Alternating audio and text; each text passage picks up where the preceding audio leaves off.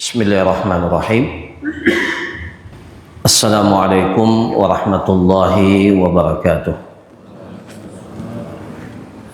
Alhamdulillah.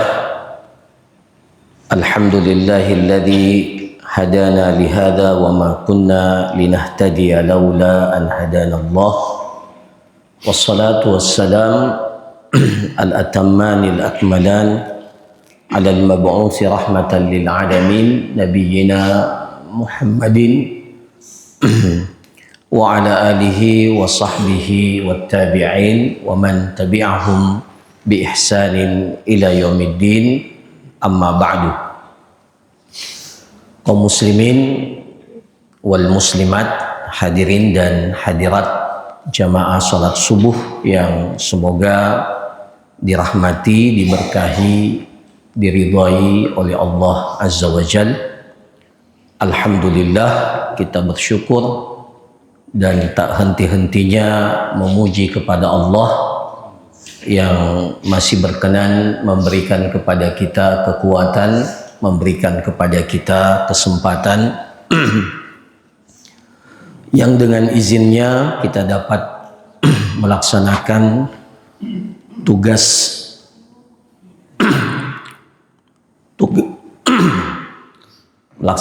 tugas kewajiban penghambaan diri kepada Allah Azza wa Jalla. Bertambah kesyukuran kita karena kita baru saja selesai dari ibadah yang sangat mulia, ibadah di 10 hari pertama di bulan Zulhijjah, ditambah dengan hari-hari tasyrik 11, 12 dan 13 Zulhijjah, hari-hari yang mulia.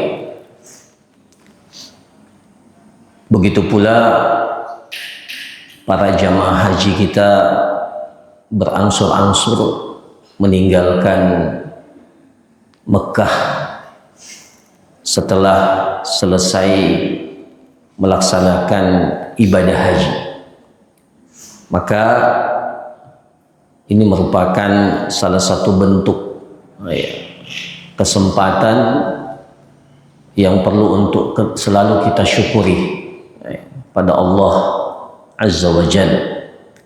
Dan mudah-mudahan para jamaah haji kita mendapatkan haji yang mabrur, di mana di dalam sabda Rasulullah sallallahu alaihi wasallam bersabda, wal hajjul mabrur laisa lahu jazaa'un illa jannah. Haji yang mabrur itu tidak ada balasannya kecuali surga. Dan tentunya tetap mengingatkan bahwa kita masih berada di bulan Zulhijjah, dan setelah itu kita akan masuk di bulan Muharram. Zulqa'dah, Zulhijjah dan Muharram ini 3 bulan berturut-turut adalah bulan-bulan haram, bulan-bulan yang memiliki kemuliaan, memiliki kehormatan. Allah Subhanahu wa taala memerintahkan kepada kita, fala tazlimu fihinna anfusakum. Terkait dengan bulan-bulan haram ini, fala tazlimu fihinna anfusakum. Janganlah kalian menzalimi diri-diri kalian pada bulan-bulan tersebut. Kezaliman kepada diri sendiri atau zulmun nafs itu diharamkan pada setiap waktu, tetapi di bulan-bulan haram ini pengharamannya lebih kuat. Apa bentuk penzaliman terhadap diri sendiri? Yang paling berbahaya itu adalah syirik. Inna syirka la zulmun azim. Kemudian di bawahnya kezaliman terhadap diri sendiri itu adalah melakukan perbuatan dosa-dosa besar, al-kabair, Apalagi kalau kabair itu, dosa-dosa besar itu masuk dalam kategori al-mubiqat, al-muhlikat, yang membinasakan. Jadi dosa besar itu banyak, tapi di antara dosa-dosa besar itu ada al-muhlikat, ada yang mubiqat, yang dapat membinasakan kita. Ya. Melakukan syirik pada Allah Azza wa Jal, sihir, menuduh wanita-wanita beriman dengan tuduhan perzinahan, memakan harta anak yatim, itu diantara al-mubiqat, al-muhlikat, dosa besar sekaligus membinasakan amalan-amalan kita yang lainnya. Nah, kemudian melakukan dosa secara umum itu masuk dalam kategori menzalimi diri sendiri. Termasuk diantaranya adalah meninggalkan ketaatan kepada Allah. Meninggalkan ketaatan kepada Allah. Ini masuk dalam kategori kita menzalimi diri kita sendiri. Para jamaah sekalian yang dirahmati oleh Allah, kita ini sebagai manusia berpotensi besar untuk zalim. Saya ulangi, kita sebagai manusia berpotensi besar untuk zalim. Bahkan Allah menetapkan kezaliman itu sebagai sifat dasar manusia. Dalam surah Ibrahim, Allah Subhanahu wa taala berfirman, "Wa in ta'uddu ni'matallahi la tuhsuha, innal insana ladzalumun kafar." Kalau kalian ingin menghitung nikmat Allah, kalian tidak mampu menghitungnya. Wa in ta'uddu ni'matallahi la tuhsuha, innal insana ladzalumun kafar. Sesungguhnya manusia itu lazalum. Jadi Allah mensifatkan kita ini zalum, selalu berbuat kezaliman, atau rentan, berpotensi besar untuk selalu zalim.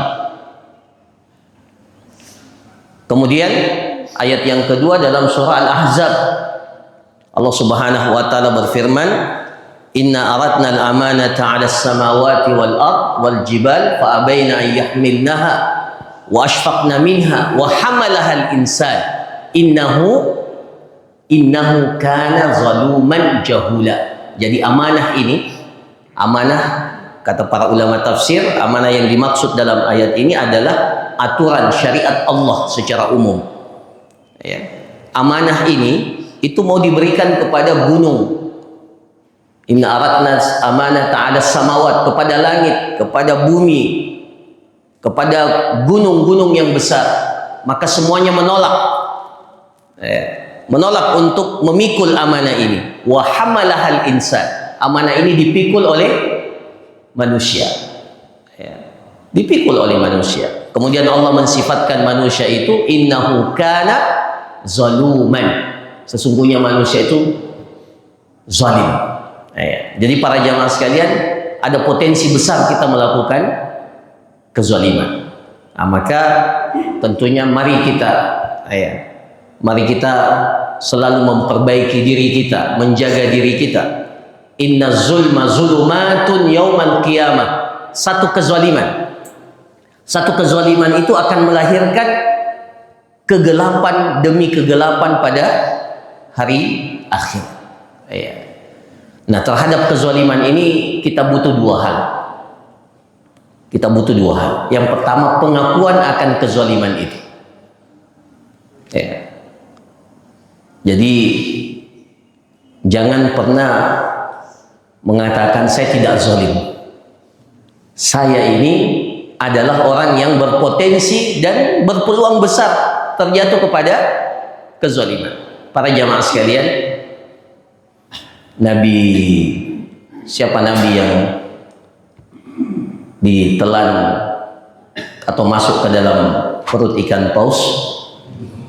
Zannun, Nabi Yunus. Nabi Yunus. Nabi. Pada saat dia berdoa, Yang dikatakan dalam hadis, kalau kita berdoa dengan doa yang seperti ini, maka doa kita akan dijawab oleh Allah Subhanahu wa taala. Ya. Dalam doanya itu dia mengakui, padahal beliau nabi, dia mengakui saya ini orang zalim. La ilaha illa anta subhanak inni kuntu minaz zalimin. Tidak ada Tuhan yang berhak disembah kecuali Engkau ya Allah. Sesungguhnya maha suci Engkau, subhanak inni kuntu minaz zalimin. Sesungguhnya aku ini termasuk orang-orang yang zalim. Nabi Yunus, ya. Sebelumnya Nabi Adam alaihissalam, Rabbana zalamna anfusana wa illam taghfir lana wa tarhamna lanakunanna minal khasirin. Ya Allah, sungguh kami telah menzalimi diri kami. Jadi yang paling pertama ini pengakuan kita. Jadi yang paling penting akui bahwa kita ini selalu zalim. Selalu zalim. Bahkan para jamaah sekalian, siapa manusia yang paling baik setelah Rasulullah sallallahu alaihi wasallam? Para ulama Ahlus Sunnah wal Jamaah mengatakan manusia yang terbaik setelah Rasulullah sallallahu alaihi wasallam itu adalah para sahabatnya. Para sahabatnya itu manusia yang paling baik.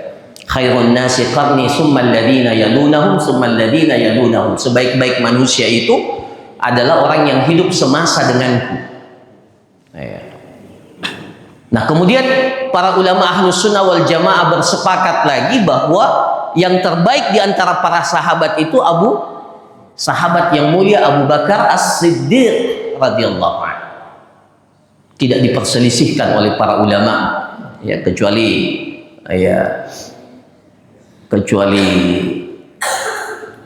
golongan tertentu, ya, yang mengatakan Abu Bakar itu menuduh Abu Bakar dengan tuduhan-tuduhan yang tidak benar.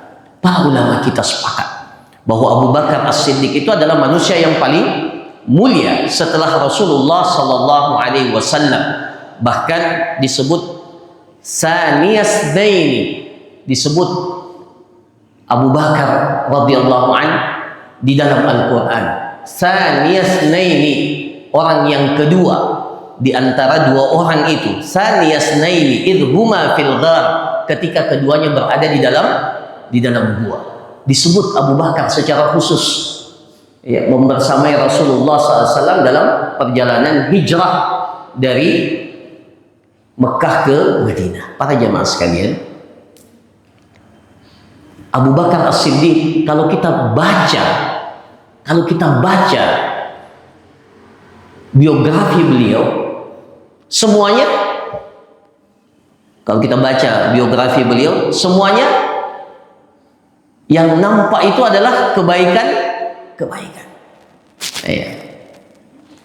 Bahkan Umar bin Khattab pernah berjanji untuk mengalahkan Abu Bakar As-Siddiq. Umar bin Khattab radhiyallahu anhu pernah berjanji untuk mengalahkan Abu Bakar As-Siddiq. Maka Umar bin Khattab radhiyallahu anhu datang dengan hartanya kepada Rasulullah sallallahu alaihi wasallam. Kemudian Rasulullah SAW tanya, "Mada tarakta li ahli?" Apa yang engkau tinggalkan buat keluargamu? Apa yang engkau tinggalkan? Jadi perintahnya bersedekah. Rasulullah memerintahkan para sahabat bersedekah. Umar mengatakan, hari ini saya mau mengalahkan Abu Bakar As-Siddiq. Maka dia datang dengan hartanya. Kemudian ditanya oleh Rasulullah, "Mada tarakta li ahli?" Apa yang engkau tinggalkan untuk keluargamu? Ada enggak harta yang engkau sisakan untuk keluargamu? Maka Umar mengatakan, "Taraktu mislahu." Aku tinggalkan seperti apa yang aku sedekahkan. Maksudnya, beliau meninggalkan setengah dari hartanya. Setelah itu datang Abu Bakar. Datang Abu Bakar membawa hartanya, dan Rasulullah Sallallahu Alaihi Wasallam tanya, "Mada tarakta li ahlika?" Apa yang engkau tinggalkan buat keluargamu, wahai Abu Bakar? Apa jawaban Abu Bakar radhiyallahu anhu? Para jamaah sekalian, taraktu lahum Allah wa Rasulah. Aku tinggalkan untuk mereka Allah dan Rasulnya. Artinya apa? Semua hartanya dia berikan pada saat itu kepada Rasulullah SAW. Nah, ini meskipun nanti ada penjelasannya.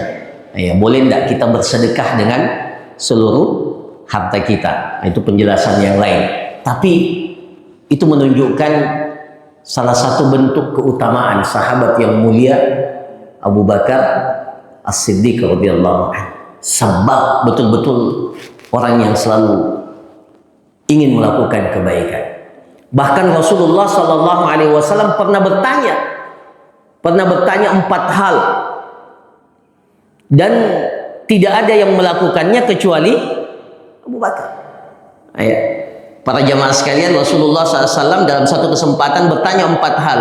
Man asbaha minkumul yawma sa'ima. Siapa di antara kalian pada hari ini berpuasa? Berpuasa. Tidak ada yang menjawab kecuali Abu Bakar. Ana ya Rasulullah. Ya. Kemudian Rasulullah Sallallahu Alaihi Wasallam bertanya lagi, man at'ama minkumul yawma miskina. Siapa di antara kalian pada hari ini sudah memberi makan orang miskin? Tidak ada yang menjawab kecuali Abu Bakar. Man 'ada minkumul yawma marida. Yang ketiga, Rasulullah Sallallahu Alaihi Wasallam bertanya, siapa di antara kalian hari ini yang telah menjenguk orang sakit? Tidak ada yang menjawab kecuali Abu Bakar. Kemudian Rasulullah SAW bertanya lagi yang keempat, man tabi'a minkumul yawma janazah. Siapa di antara kalian yang hari ini sudah mengantar jenazah? 4 hal para jamaah sekalian. Ya, kata para ulama, 4 ini mengumpulkan ibadah yang sifatnya personal, ya, dan ibadah sosial. Ya. Ya. Tidak ada yang menjawab di antara para sahabat kecuali Abu Bakar As-Siddiq. Maka Rasulullah SAW mengatakan, "Majtama'na fi imri'in illa wa dakhala al-jannah." Tidak berkumpul 4 hal ini pada seseorang kecuali masuk ke dalam surga. Nah, para jamaah sekalian, ini Abu Bakar As-Siddiq. Tapi ketahuilah para jamaah sekalian, suatu ketika Abu Bakar As-Siddiq itu datang kepada Rasulullah SAW. Kemudian dia minta satu permintaan. Ya, minta satu permintaan. Apa permintaannya? Ya Rasulullah, allimni du'aan aqulu bihi fi salati. Ya Rasulullah, ajarkan aku satu doa. Mudah-mudahan doa ini kita hafalkan semua. Kalau kita tidak selesai dari taklim subuh ini kecuali hafal doa ini, maka insya Allah itu sudah prestasi yang luar biasa. Ya Rasulullah, allimni du'aan aqulu bihi fi salat. Ya Rasulullah, ajarkan kepadaku satu doa di mana aku bisa membaca doa itu pada salatku. Jadi Abu Bakar As-Siddiq radhiyallahu anhu datang kepada Rasulullah Sallallahu Alaihi Wasallam dan meminta diajarkan satu doa agar doa itu dibaca pada saat salat. Aqulu bihi fi salati. Kata para ulama, maksudnya berdoa dalam salat itu, ya, sebagian besar mengatakan bahwa yang dimaksud itu adalah doa kita sebelum salam. Ya, jadi sebelum kita salam, ya, setelah baca tasyahud, ya, baca tasyahud bersalawat kepada Rasulullah SAW atau salawat Ibrahimiyah, ya, salawat Ibrahimiyah. Setelah itu kita berdoa. Kan ada beberapa doa yang dianjurkan. Nah, salah satu di antara doa itu ya bisa kita baca di sini. Ya. Sebagian mengatakan, ya, doa itu bisa dibaca juga setelah sholat. Ya.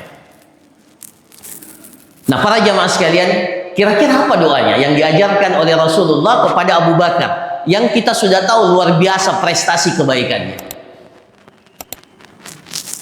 Apa para jemaah sekalian? Kira-kira kalau kita ya tidak tahu doa itu, kira-kira apa sih doa ini yang diajarkan oleh Rasulullah kepada manusia terbaik ini?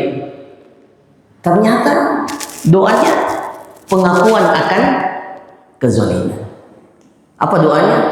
Allahumma inni zalamtu nafsi zulman katsira.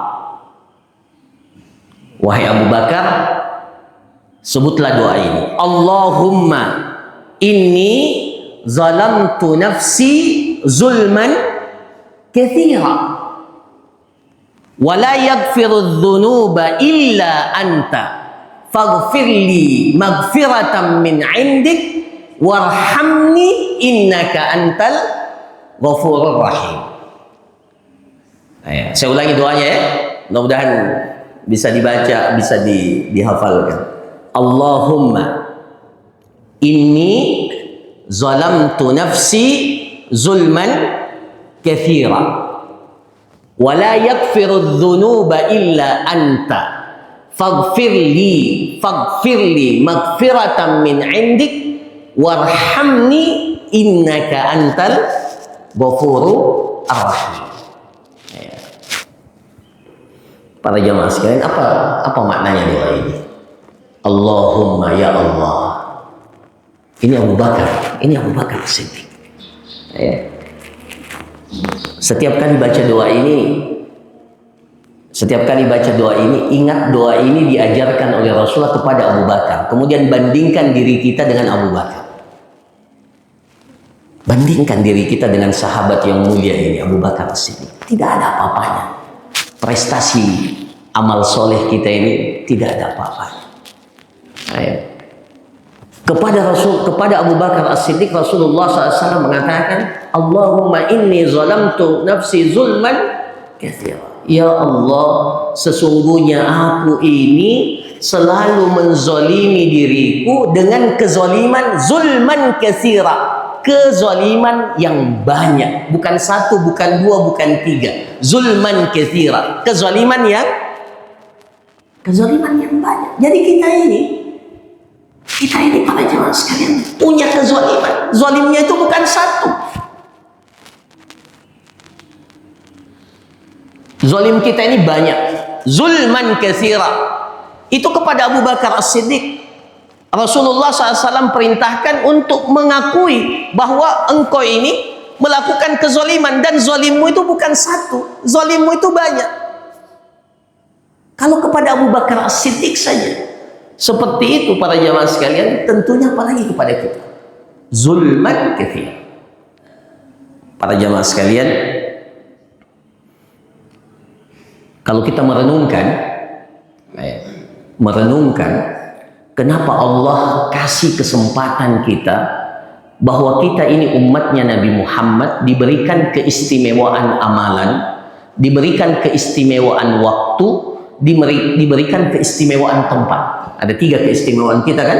Pernah kita jelaskan di masjid ini. Ada keistimewaan amalan, ada keistimewaan waktu, dan ada keistimewaan tempat. Kenapa? Satu kali kita melakukan satu kebaikan dilipat gandakan. Ya. Baru-baru kita selesai dari 10 Zulhijjah. Ya. 10 Zulhijjah itu itu momentum emas. Ya. Bahkan sebagian para ulama mengatakan 10 Zulhijjah itu lebih afdal dari 10 terakhir Ramadan. Sebagian para ulama mengatakan bahwa 10 Zulhijjah itu lebih utama dari 10 terakhir Ramadan. Nah, kenapa ada Lailatul Qadar, ada bulan Ramadan, ada 10 hari pertama Zulhijjah, ada kebaikan, ada momentum-momentum luar biasa yang Allah berikan dalam kehidupan kita? Karena jawabannya, karena kita ini selalu terjatuh pada bentuk kezaliman, dan ada kezaliman Ada kezaliman yang kita akan bawa nanti sampai hari kiamat, yang tidak diampuni oleh Allah. Kezaliman apa itu? Kezaliman kepada sesama manusia yang tidak sempat kita minta maaf atau minta kehalalannya. Ada enggak yang bersih dari kezaliman kepada sesama manusia? Itulah rahasianya kenapa Rasulullah SAW mengajarkan kepada Abu Bakar pengakuan ini. Inni zalamtu nafsi zulman katsira. Kezaliman yang banyak. Banyak zalimnya. Dan ada kezaliman yang tidak sempat kita hapuskan kezaliman itu. Kita bawa sampai hari kiamat. Mudah-mudahan pernah kita jelaskan tentang al-muflis itu ya. Al-muflis, siapa itu al-muflis? Orang yang bangkrut itu. Itu kalau kita lihat al-muflis itu rata-rata zalim kepada sesama manusia. Dikatakan muflis kenapa? Karena kalau dalam fikih muamalat, al-muflis itu man kana dainuhu aktsaru min malihi. Ya, orang yang memiliki tanggungan utang dan utangnya itu lebih banyak daripada harta yang dia miliki. Itu muflis dalam fikih muamalat, fikih harta. Nah, kalau dalam fikih akhiratnya al-muflis itu ada dosa-dosa kezalimannya yang jauh lebih banyak daripada prestasi kebaikannya. Maka para jamaah sekalian, waktu-waktu yang mulia yang Allah berikan kepada kita ini, itu jangan dianggap pilihan. Jangan dianggap pilihan.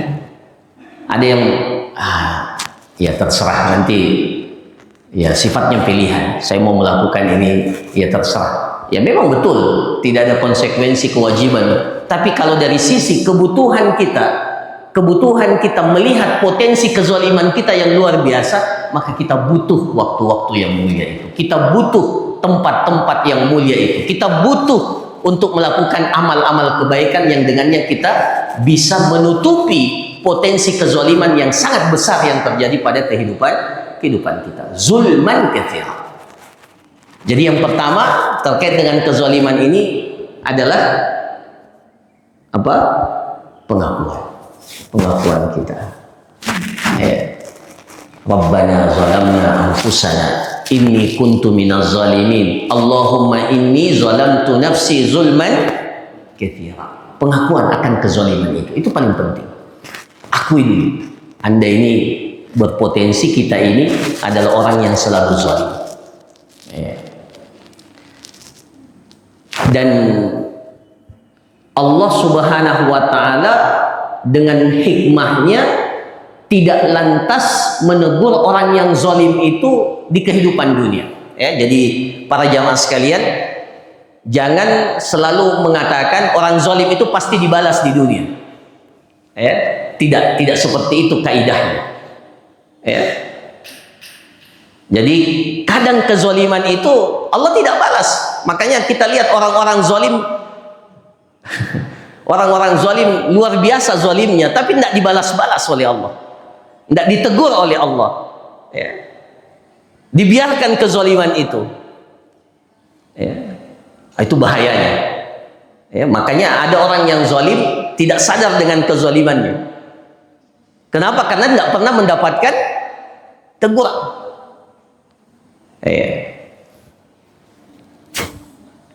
Tapi pasti kezaliman itu akan dibalas oleh Allah.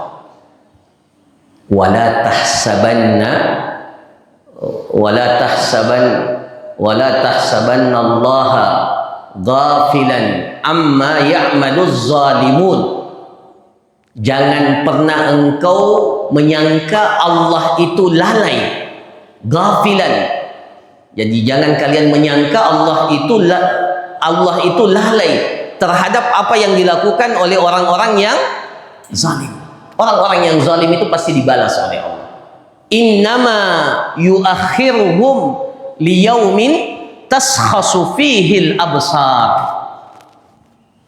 Sengaja Allah menunda pembalasan itu. Innama yuakhiruhum liyaumin, pada satu hari di mana taskhasu fihil absar, ketika Allah membalas kezaliman itu pada hari kiamat nanti, mata-mata mereka itu akan terbelalak. Mata terbelalak. Kalau mata terbelalak itu kaget. Mata terbelalak itu tidak menyangka ternyata kezalimannya sangat besar. Ya. Jadi sengaja disimpankan oleh Allah, ya, sengaja disimpankan oleh Allah, ditunda pembalasan kezaliman itu supaya orang yang melakukan kezaliman itu kaget dengan kezaliman. Nah, maka para jamaah sekalian, disinilah pentingnya kita selalu mengakui kezaliman itu. Berdoa kepada Allah. Inni zalamtu nafsi zulman katsira. Kemudian apa? Yang kedua, minta ampun. Minta ampun.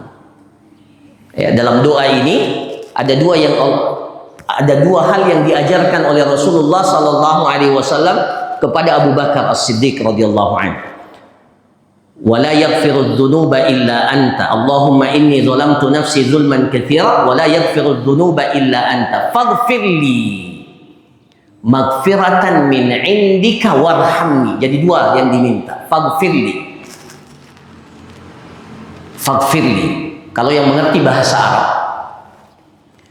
maka faghfirli itu, kalau kita bahasa Indonesianya, kalau terjemahan, ampuni aku ya Allah, ya, ampuni aku. Tapi sebenarnya kalau kita menelisik makna kata faghfirli dari kata ghafara, bukan hanya sekedar ampunan. Faghfirli itu jangan diungkap. Iya.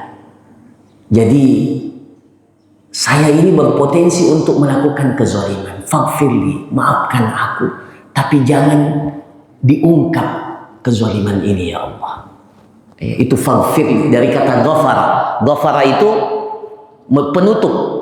Ghafara dalam hadis dikatakan Rasulullah SAW itu pada Fathu Makkah, Fathu Makkah tahun ke-8 Hijriah, itu Rasulullah masuk ke Mekah, tidak mau umrah, tidak ada umrah, masuk Mekah untuk menguasai Mekah. Jadi Rasulullah pakai pakaian perang. Dalam hadis dikatakan Rasulullah masuk ke Mekah dan di kepala beliau ada mighfar. Apa mighfara? Mighfara, bukan maghfirah ya, mighfara. Satu kata dalam bahasa. Mighfara itu penutup ke kepala, kayak helm kita sekarang. Iya, itu. Orang kalau pakai pasukan pakaian perang, mighfara, penutup. Jadi faghfirli dari asal kata bahasa Arab, kalau kita telisik, bukan hanya sekedar ampunan. Faghfirli kata para ulama, di dalamnya termasuk apa? Permohonan Allah agar kezaliman kita ini ditutupi oleh Allah. Jangan diungkap. Ya. Jadi kita minta ampunan itu disertai penutupan aib kita. Ya. Karena kalau kezaliman ini diungkap, ya, luar biasa. Ya. Coba saksikan orang-orang yang zalim, kemudian kezalimannya diungkap, terbuka lebar di dunia ini. Coba lihat bagaimana kehidupan. Malu, ya, tidak nyaman, ya, selalu dibayang-bayangi oleh rasa.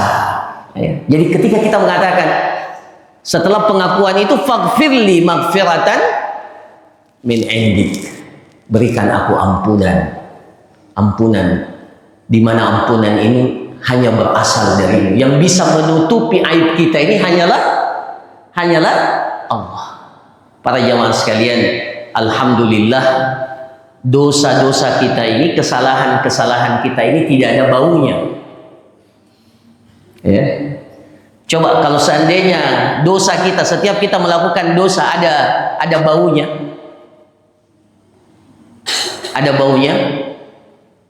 maka tidak ada yang mau dekat-dekat dengan kita. Itu salah satu makna faghfirli. Ya, orang tidak tahu, Allah tutupi ya kezaliman dan kesalahan kita. Nah, kemudian warhamni, rahmati aku. Ya, jadi setelah kita minta ampun, ya, minta ampun atas kezaliman itu, ya, maka warhamni, rahmati aku, rahmati aku, berikan aku kelembutan dari rahmat dan kasih sayang yang dengannya aku bisa menutupi kesalahan. Nah, itu makna warhamni, rahmat, ya, kasih sayang Allah Azza wa Jalla. Kemudian diakhiri innaka antal ghafurur rahim, karena engkaulah yang maha mengampuni lagi maha penyayang. Jadi para jamaah sekalian, kesimpulannya terhadap kezaliman ini ada dua hal. Yang pertama, akui kezaliman itu. Kemudian yang kedua, minta ampun segera. Kalau terkait dengan sesama manusia tidak cukup hanya sekedar minta ampun. Kalau sesama manusia harus minta maaf. Nah, itulah tadi kenapa kita diberikan kesempatan untuk melipat gandakan amalan di waktu-waktu yang mulia, di tempat-tempat yang mulia, karena ada kezaliman yang tidak sempat kita minta maaf. Maka ya, setiap ada kesempatan itu jangan disia-siakan. Saya kira demikian apa yang dapat disampaikan, mudah-mudahan bermanfaat. Barakallahu fikum wa jazakumullahu khairan. Sebelum kita tutup, kalau ada yang ingin menyampaikan pertanyaan, saya persilahkan.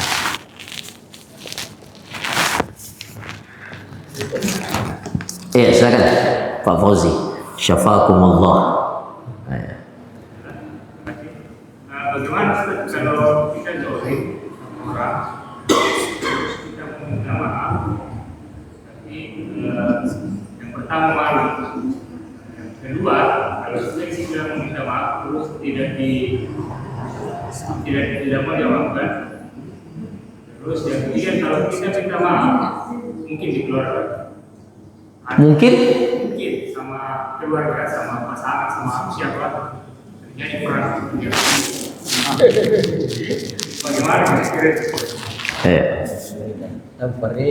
terus yang kedua saya, apakah yang dosa 2 tahun itu termasuk di dalamnya ada dosa menzalimi yang dimaafkan? Dosa apa tuh? Puasa Arafah. Oh, puasa Arafah. Iya.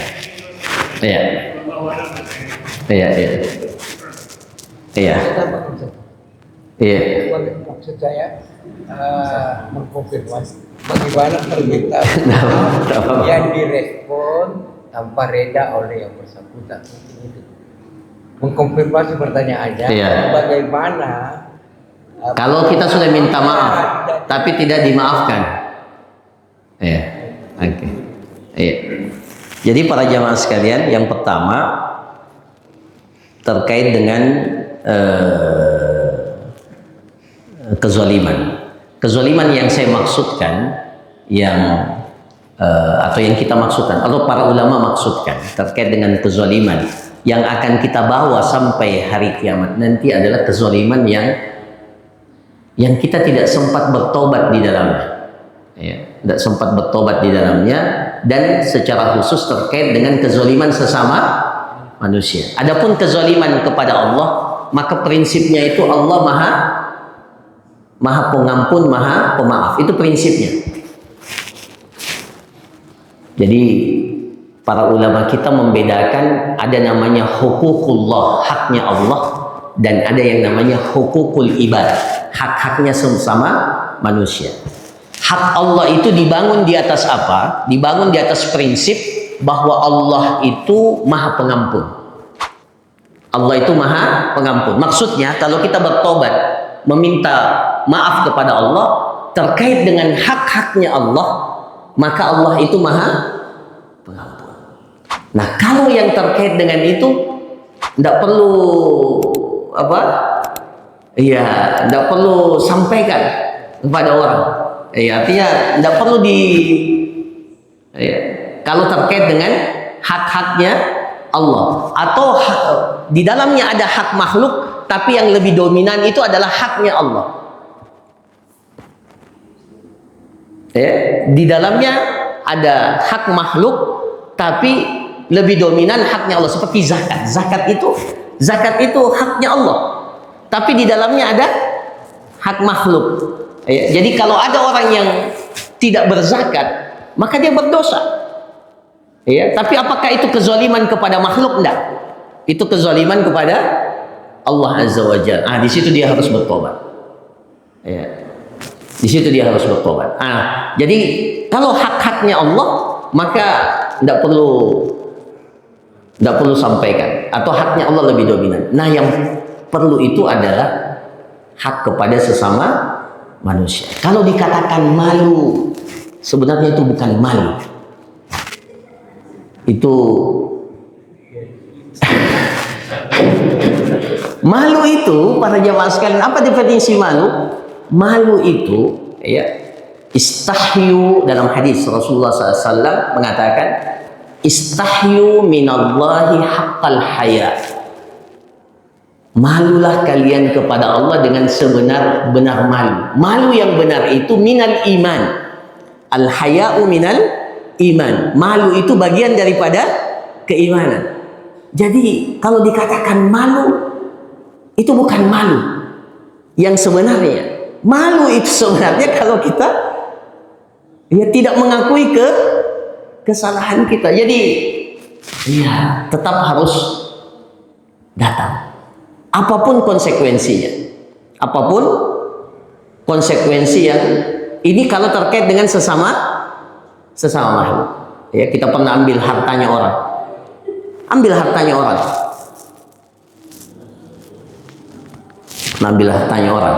bukan hartanya rakyat. Kalau hartanya rakyat, dan tahu minta maafnya ke siapa. Hartanya orang kita ambil, harus datang. Saya pernah. Kalau ternyata orangnya sudah meninggal dunia, kemana? Ke ahli warisnya.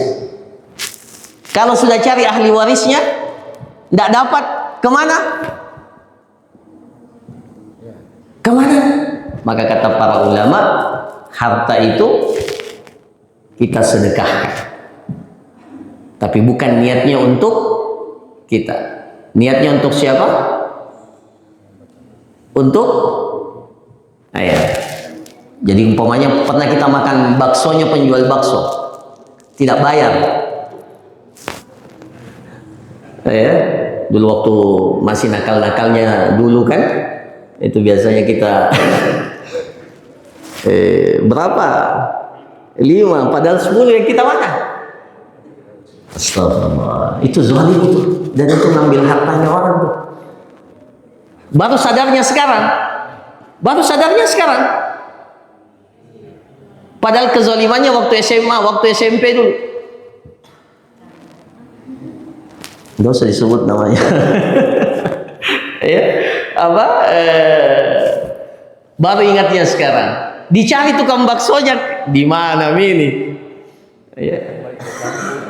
Cari di kampus tidak ada. Ahli warisnya kita tidak tahu. Maka kata para ulama, bersedekah dengan senilai 5 butir bakso yang kita makan tadi itu, senilai. Jangan ingat berapa bakso harganya waktu itu, nilainya. Jadi kalau dulu kita kan 5 rupiah, atau kalau saya ingat waktu saya SD, uang jajan saya kelas 6 SD itu 100 rupiah. Saya ingat itu 100 rupiah sudah bisa beli bakso, beli macam-macam. Waktu saya SD, 100 rupiah. Sekarang 100 rupiah tidak ada. Jadi nilainya dulu, nilai 100 rupiah itu berapa sekarang? Kita sedekahkan dengan niat untuk siapa? Untuk orang yang kita zalimi itu. Tapi tidak berhenti di sini para jamaah sekalian. Apakah itu akan selesai? Belum tentu. Nanti di hari kiamat ketemu sama orangnya di pengadilan hari kiamat, ketemu sama orangnya, Allah akan katakan, kamu terima enggak sedekahnya dia ini? Kalau tidak, maka sedekah itu kembali kepada kita dan tetap dosanya akan terhitung pada diri kita. Itu kalau tidak. Syukur-syukur para jamaah sekalian. Maka ini amalan yang luar biasa ini. Ya, ini yang menyebabkan seorang sahabat itu 3 hari berturut-turut Rasulullah Shallallahu Alaihi Wasallam katakan dia ini ahli surga. Syukur-syukur orang yang pernah kita zalimi itu sudah maafkan kita meskipun kita tidak pernah minta maaf. Yang 3 hari berturut-turut Rasulullah katakan ahli surga itu kan itu. Setiap kali dia mau tidur atau setiap hari dia katakan semua itu namanya menghalalkan dosa orang lain. Oh itu amalan yang luar biasa. Menghalalkan dosa semua orang yang menyakiti saya, menggibahi saya maafkan ya Allah, saya maafkan. Nah, maka kalau begitu alhamdulillah. Nah, itu tapi kan kita tidak bisa pastikan itu apakah kita sudah dimaafkan atau tidak. Maka penting datang untuk meminta maaf. Nah, ya, meminta maaf. Nah, itu yang pertama. Yang kedua, kezaliman yang maksudnya yang 2 tahun itu, ya, 2 tahun itu kezaliman yang sifatnya dosa-dosa kecil, ya, dosa-dosa kecil dan terkait dengan haknya Allah. Nah, ya. Adapun hak sesama manusia kembali kepada kaidah itu tadi. Nah, ya. Wallahu a'lam. Tadi sudah di barakallahu fikum. Masih ada? Ya Allah. Cukup? Ya, saya kira demikian para jamaah sekalian.